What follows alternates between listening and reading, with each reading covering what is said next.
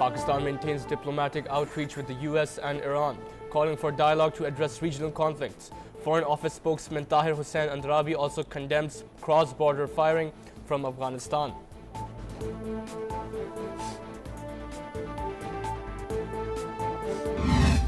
Iran's President Masoud Pezeshkian blames the US and Israel for Gulf insecurity, warning any naval blockade will fail. He said the strait is core to Iran's sovereignty and rejects external control over regional waters.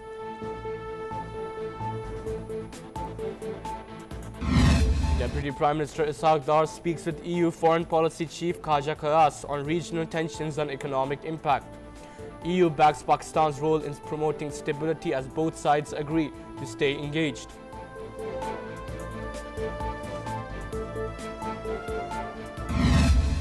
US President Donald Trump says Iran will not be permitted to develop nuclear weapons, claiming US actions have reduced its military capability. He adds Tehran indicates willingness to negotiate, with discussions moving to phone calls. Trump is due to be briefed by CENTCOM commander on possible military action against Iran.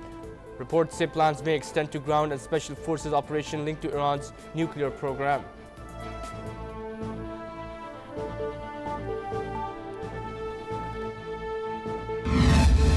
Iran warns it will respond immediately if US forces advance. As IRGC and officials signal unity and retaliation, Speaker Mohammad Bagher Ghalibaf says measures aim to weaken Iran but insists energy infrastructure remains intact.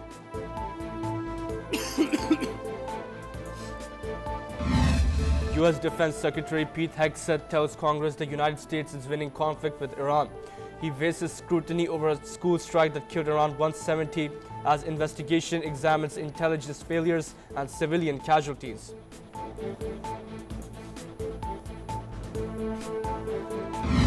Trump discusses possible Ukraine ceasefire with Russian President Vladimir Putin during a phone call, suggesting a limited pause in hostilities. He says Putin offers support on Iran's uranium dispute, but he calls for focus on ending the Ukraine war.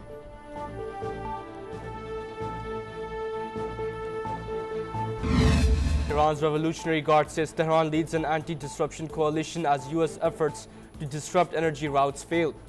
IRGC claims Washington's naval strategy has not achieved its objectives after weeks of confrontation.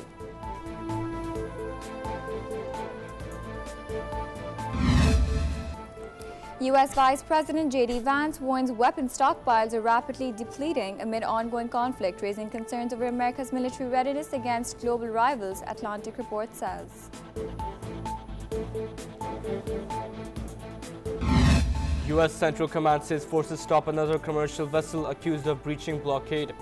It says 42 ships have been turned back as tensions over maritime access continue.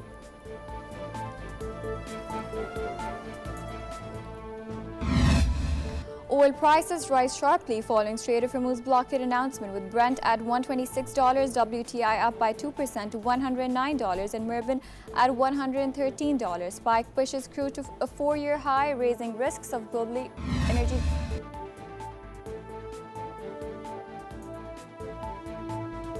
Gold jumps in Pakistan as global prices rise, with per tola up to 4,400 rupees to rupees 483,962. International rates climbed to $4,616, while silver also gains. Pakistan commissions first Tangor-class submarine in Sania, highlighting defense cooperation with China. President Asif Ali Zardari, Naval Chief Naveed Ashraf said it strengthens deterrence and safeguards regional maritime routes.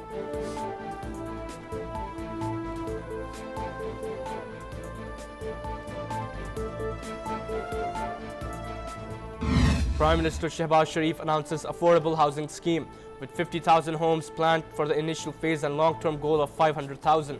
He says 321 billion rupees is allocated for the first year, pledges oversight of implementation.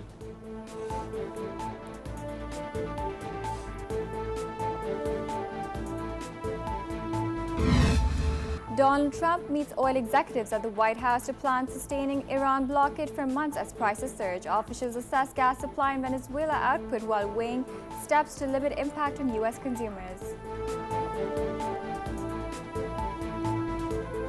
International Monetary Fund conditionally agrees to reduce gas levy for industrial consumers in Pakistan. The move lower costs for captive plants, subject to maintaining demand from the national grid.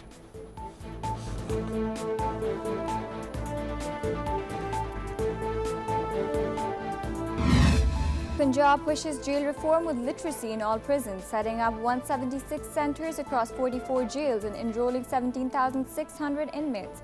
Authorities link education to sentence cuts, use inmates as teachers and expand 40,000 probationers.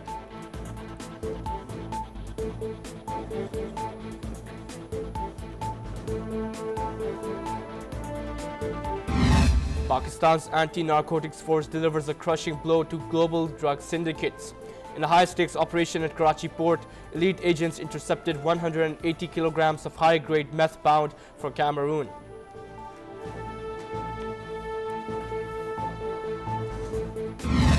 And Netflix announces new Australian animated series Dad's House, centered on a 13-year-old.